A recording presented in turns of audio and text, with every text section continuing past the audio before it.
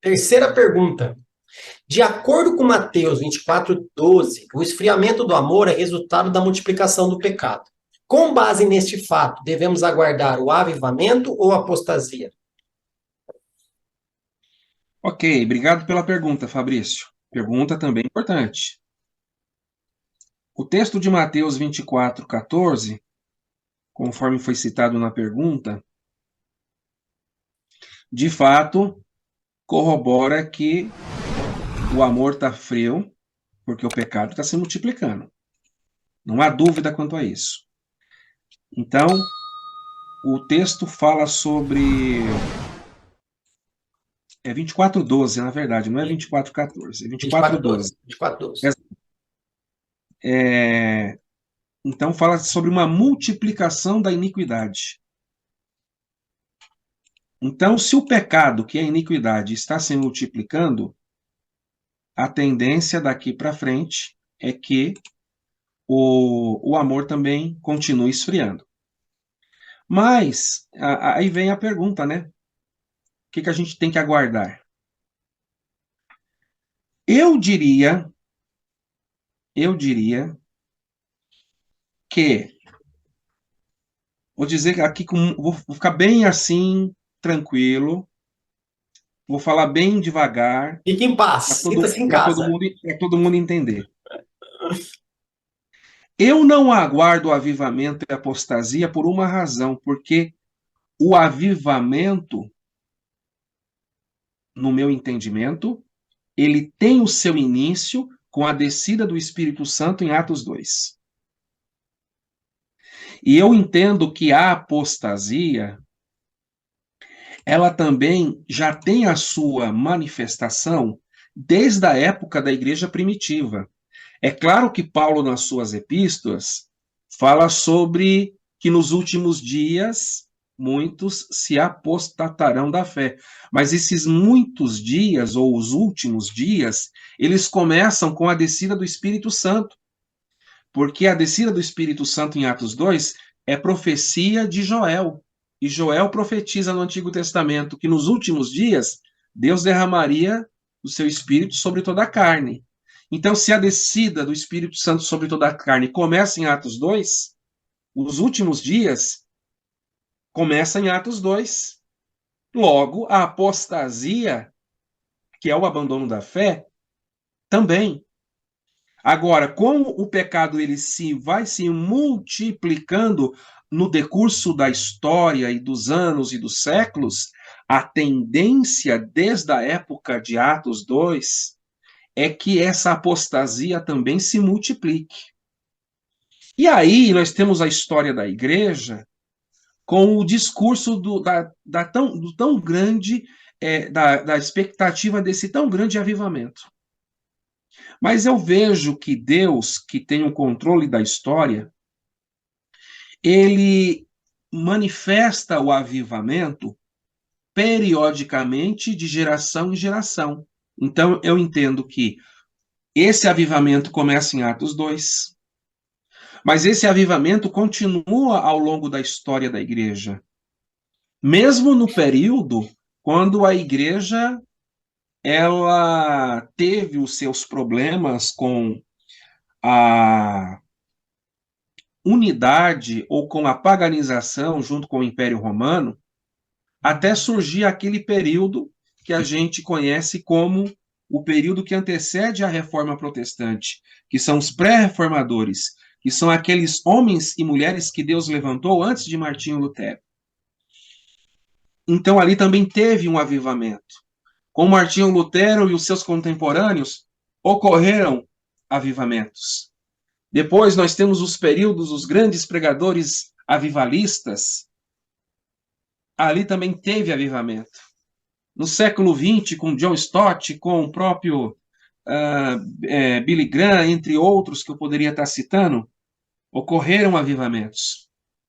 Então, assim, é que hoje há um discurso nas igrejas sobre a expectativa de um avivamento que virá. Eu parto do pressuposto que a gente precisa estar vivendo o avivamento agora, o hoje e o presente. E quero dizer que quando Deus colocou no seu coração, Fabrício, para que você construísse um canal do Reino 360 e abrisse portas para que pessoas qualificadas estivessem aqui falando do reino de Deus, ali começou um avivamento no seu coração, Fabrício. E esse avivamento ele é explicitado através deste canal que foi formado e dessas publicações que chegam hoje, mesmo você estando aí no interior de São Paulo, esse canal chega em todos os quadrantes do planeta. Então, o que está acontecendo nesse seu canal é uma manifestação do avivamento. Então, eu não tenho aqui a pretensão de fazer uma pregação triunfalista, que um grande avivamento virá. Pode ser que sim, pode ser que não. Não estou aqui fazendo juízo de valor sobre isso. O que eu estou dizendo é que nós precisamos blindar o nosso coração para que esse esfriamento da consequência de um pecado que se multiplica não nos afete, porque a manifestação da apostasia e o crescimento da apostasia acontece exatamente porque o coração dessas pessoas apóstatas não estavam protegidos, guardados em Cristo, e por essa razão eles se esfriaram na fé em Cristo. E, como consequência disso, por um coração frio, o resultado se manifesta através de abandono da fé, que é exatamente a apostasia. E nós, que ainda Deus tem nos guardado o nosso coração para que o mesmo não se esfrie, então é uma prova que quem não está com o coração frio está vivendo, está militando, está caminhando no avivamento. E avivamento aqui, eu não falo de avivamento como um movimento, mas eu falo de avivamento como uma ação do Espírito Santo que produz convicção do pecado, da justiça e do juízo, processo de regeneração, novo nascimento e salvação em Cristo. Uma árvore frutífera que produz as virtudes do fruto do Espírito: caridade, gozo, paz, bondade e longanimidade, fé, mansidão e temperança. Então, se um cristão e uma cristã produz essas virtudes, eu tenho uma prova cabal que ali tem sobre a face da terra uma pessoa que está com o seu coração aquecido, ou seja, não esfriou. Essa pessoa não está na apostasia, mas vive debaixo do avivamento do Espírito Santo, sem fazer oba-oba, sem pular, sem gritar, sem fazer nenhuma manifestação histérica, mas é uma pessoa que tem responsabilidade cristã, por conseguinte, tem responsabilidade social, tem responsabilidade familiar, tem responsabilidade com Deus, consigo mesmo e com o próximo. Tal cristão, tá cristão, eu posso considerar que é uma pessoa que está debaixo do avivamento. E que Deus aguarde, né, para que ela permaneça com esse seu coração blindado. E essa blindagem do coração aí, a gente poderia falar também como que blinda o coração, para esse coração não ficar frio, né? Porque a gente passa por muitas decepções dentro do contexto religioso, não é? Enfim, eu poderia citar apenas uma coisinha das muitas. Não dá para olhar para ninguém. Tem que olhar para Jesus, o autor e o consumador da fé. Porque até aquela pessoa que a gente olha como referência, se a gente conhecer as particularidades dessa pessoa dentro de quatro paredes, a gente pode se decepcionar. Porque o ser humano é falho.